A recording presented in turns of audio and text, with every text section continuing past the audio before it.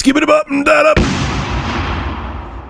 All right, show of hands. Who's rock hard right now? Who's got a boner?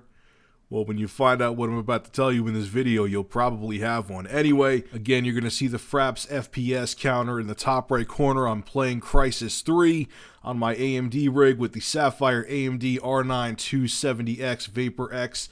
A lot of people, like I said in my previous video, if you didn't watch that one, wanted to see how Crysis 3 ran at max settings, which this does. Anti-aliasing is also set to FXAA, so everything is on, and the game still runs mostly at above 30 frames per second, minus a couple scenes, so it's playable on max settings on that card, which is pretty damn sweet. So get those boners engaged, fellas and ladies, if you get a boner that's kind of creepy. But anyway, the iBuyPower Steam machine is officially coming, supposedly still for $4.99. This article is kind of misleading that I have. There's other articles out there, but they all link back to this article anyway. So they're all somewhat misleading, but the specs are a little bit more honed in now.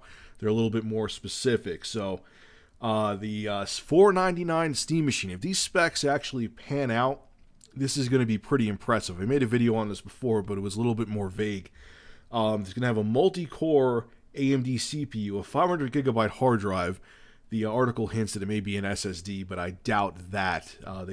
They said doubtful too, actually. Wi-Fi, Bluetooth, and an AMD. This one made me shit.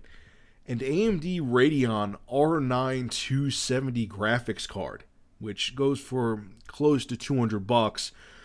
It's actually really damn close to the Sapphire Radeon R9 270X I just reviewed. As a matter of fact, I've seen some specs on it. Even Linus Tech Tip said the same thing, that it really is exactly the 270X minus the X, and the fact that the clock speeds on it are a little bit cut down, but everything else spec for spec, it's the same as the 270X, and they're giving you all that for $4.99. That is nuts, man. I mean, I was just on Alienware site, and their entry-level model that goes for $200 more than this. If this price, like the article I just have here is like, oh, it's officially coming for $4.99, and then they're like, oh, if this all pans out when you actually read the article.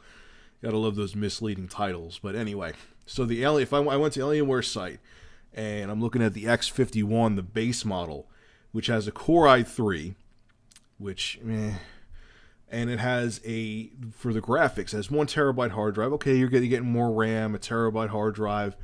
Actually, I don't know the RAM that's in the iBuyPower Steam machine, but the graphics card's only a GTX 645, which the R9 270 would wipe the floor with that, and they're asking for $699 for a machine that has a dual-core processor. Now, even I wrote down the processors that say they use this in the iBuyPower.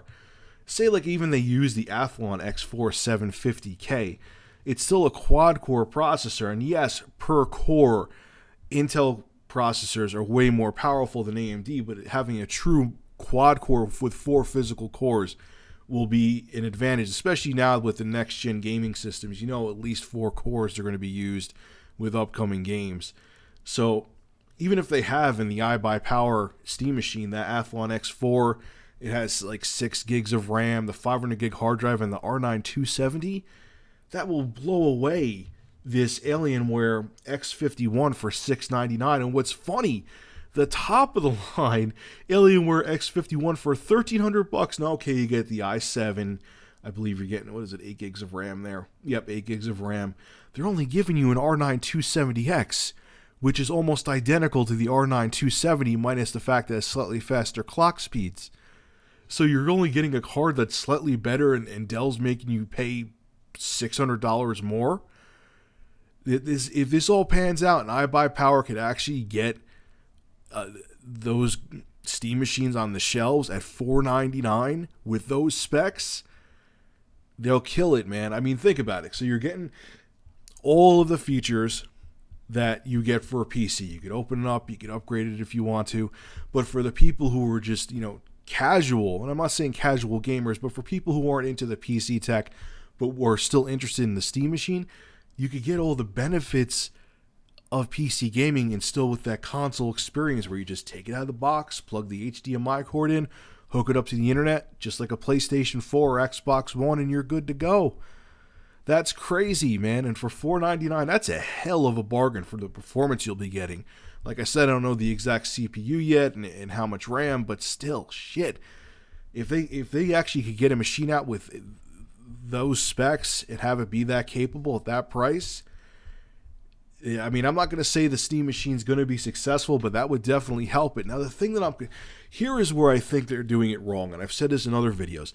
This, with these specs, okay, this should be the only Steam machine. There shouldn't be a $1,200 Steam machine with a GTX Titan in it. There shouldn't be another one for $800, another one for $700, another one for $900, all these different specs. They should have this one damn box at this price point. Okay, and people would not be confused. The general consumer who isn't PC nerds like you and I, who just want a game, there's only one box. They know it'll work. They don't have to worry about adjusting settings. They could just take it out, download games off of Steam, and just have the games work. I don't agree with all. And the thing about it too is it would help. The other thing they should do, I should say, is they should have this Steam machine be the main box, the one and only box, this one for $499 for 5 years. And if they only had the one Steam machine, had it be the main box for 5 years, it would be less stressful for developers. Because what developers would know is, okay, they could do the thing where they could fluctuate specs. But they know is, okay, everyone has a Steam machine. You know they all have the same hardware. So they could get down to the metal of the hardware in this Steam machine and get the most out of it. Even though it's just straight PC hardware, if they know there's 6 million Steam machines out there, they know that all 6 million of those Steam machines all have the same hardware, so they could treat it like a console, even though it's just really PC hardware. Even though, granted, you could say that the Xbox One and PS4 really just are PCs too. You get what I'm saying? So I don't agree with. I think that's the thing that still concerns me about the whole Steam machine concept. Is I don't agree with the fact there's going to be multiple boxes at multiple different price points. They should have just had this one at this bargain price point. Tell developers that they have to support these standard specs in this iBuyPower box for 5 years, just like a console, even though the last generation almost lasted 9 years. And then boom, there you go, man. You would kill it. And hey, even though people are going to say, hey, Rich, but what about people who want to upgrade their parts? So go ahead and do it. If you want to open up the iBuyPower and put a GTX 780 in there instead, by all means, you're a different user than the next guy. But if they have that baseline spec that they know people went out there and purchased, and they know everyone has a 270, they know everyone has that Athlon 750K, they could build it and optimize games for 5 years to come. And if you have a better card in there, then you could upgrade. You could raise the specs up.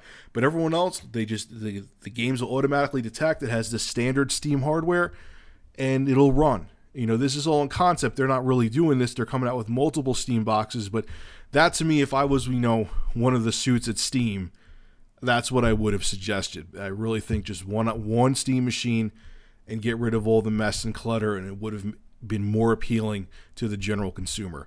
Now I will step off my soapbox. I'm done. All right, folks, make sure to rate, comment, favorite, and subscribe. And as always, thank you for supporting Review Tech USA. Have a good one.